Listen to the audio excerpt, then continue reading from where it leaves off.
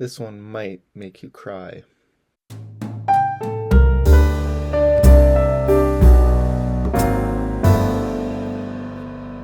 Well, hey everyone, welcome back to the channel today. Coming at you with another book bite. This is where I talk about a book in about 10 minutes or less, at least that's the hope. And I try to bring out some of the highlights, some of the things that stuck out to me, and hopefully convince you to read a good book. And today we're talking about this book right here, A Sacred Sorrow by Michael Card. This is a book that's been on my shelf for a long time. It took me about 12 years or so to read it, to get to reading it. And that's because this book was given to me not long after my dad passed away back in 2013. And for a long time I just had a hard time reading anything about grief or lament. Now, it didn't take me 12 years to be able to read things about grief and lament, but recently, in God's providence, a friend of mine, my counselor, recommended this book, and I picked it up and was incredibly blessed by it.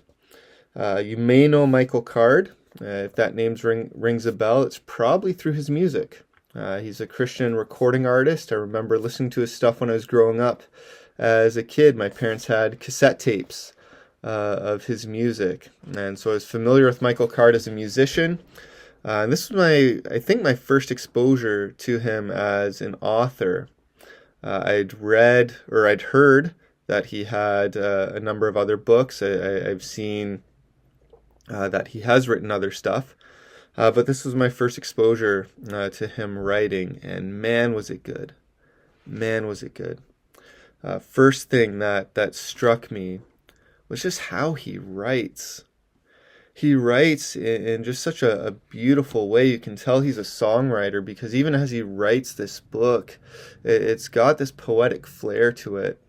It's got kind of a rhythm to it as he writes his material on lament in this book. I was a little skeptical at first, but as I got into it, it was just a joy to read just because of how it's written, just because of the fact that he's a songwriter and that shows through in such a beautiful and such a powerful way, and it really makes the book what it is. And it's interesting in that when he talks about a lament in the Bible, the places he goes are books of poetry. And in many ways that makes sense. I mean, throughout the ages, where is some of the best, most powerful places to express grief and sorrow? It's often through poetry. It's often through song. And as Michael Card writes about reaching out to God in the lost language of lament, that's the subtitle of the book, he does it in such a beautiful, poetic way. The book is organized into a number of different parts. The first part is basically setting up what is lament and what's its function in our lives and why has it been lost.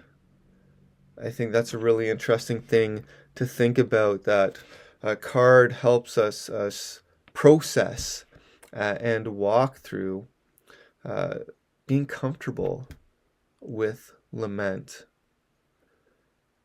It's something we don't often think about. We like the Psalms that talk about the joy of the Lord, and there certainly is that. But that's not to cancel out, that shouldn't cancel out the fact that there is an important place for lament. And that's what Card wants to do throughout this book. He starts off by talking about Job, and this is perhaps a section that impacted me the most. He writes about Job's experience. The entire book of Job, right, is Job, this man who loves God, who God boasts to Satan, that there's no one as righteous as Job on the earth, and yet everything gets taken away from Job. And his friends come to him with seemingly all the right answers, but it doesn't work. And he talks about Job coming to God in lament and all these questions and really wrestling with God. He describes lament as a dance.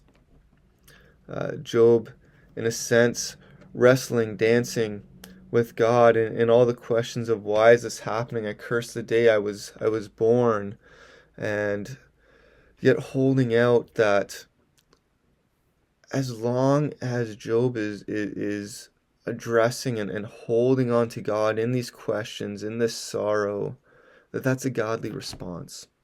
That's what biblical lament is.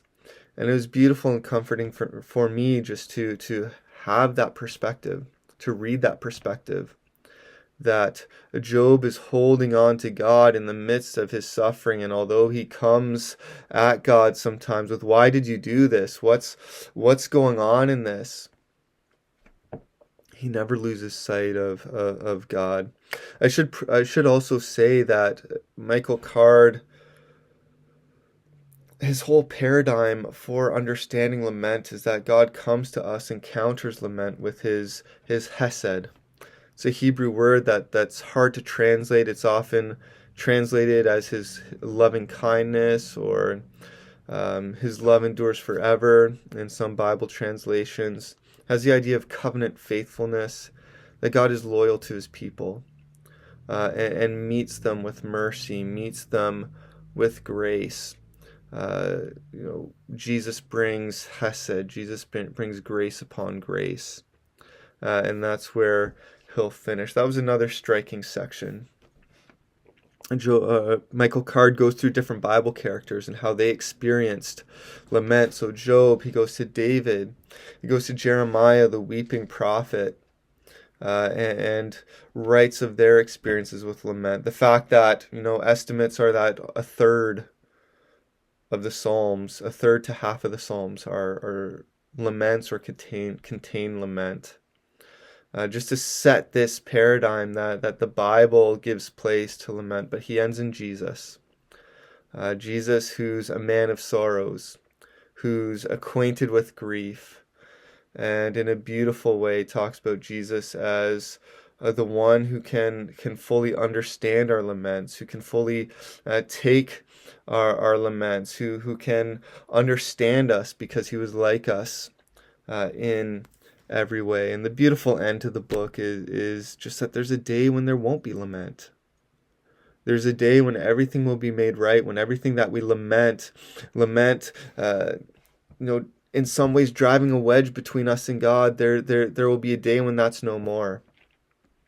When Jesus returns, when the new earth comes, when God's hesed is fully realized, fully experienced by God's people, when Jesus comes back.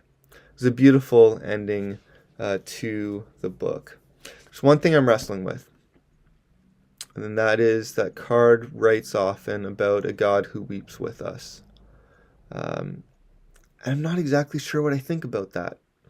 Because on the one hand, we don't confess that God is emotionless. He reveals himself to us as expressing anger and sorrow. He's grieved. He comes to us. We only know God through his revelation, and he reveals himself as one who has these emotions, but yet not in the sense that we do. And there's a whole doctrine of God's impassibility, that he doesn't have mood swings, that his emotions are completely consistent with his character. But I still wrestle a bit with a God who weeps with us. Because in one sense, no doubt, God sorrows over the condition of the world in Noah's day. We see Jesus weeping over Jerusalem that rejected him. And so in some sense, there is a God being upset with how things have gone because of human sin and the condition of the world. And yet I'm not sure it's quite right to say that God weeps with us or for us. Jesus certainly does, as he comes and can imagine him weeping in the Garden of Gethsemane as he is in his own way lamenting and longing for the cup of God's wrath to be removed from him, and yet submitting to God's will. And yet, a God in Trinity, God as Father, has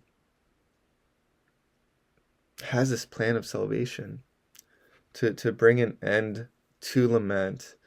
And as Card brings out as well, speaks about or uses lament, uses these difficult situations to shape and to change us. So that would be my one caution. But in the end, it's a fantastic book. I think a much needed book, especially for Western Christians today, as we have a hard time with this concept of lament. It's beautifully written. It's very biblical. It's unpacking a lot of biblical texts. And so, in the end, if you want a good book, if you want a tearjerker, if you want to learn about what the Bible says about sadness, about grief, about lamenting, I would still highly recommend to you A Sacred Sorrow by Michael Card. Hope this has been helpful. Hope this video can be a blessing to you, and we'll see you next time.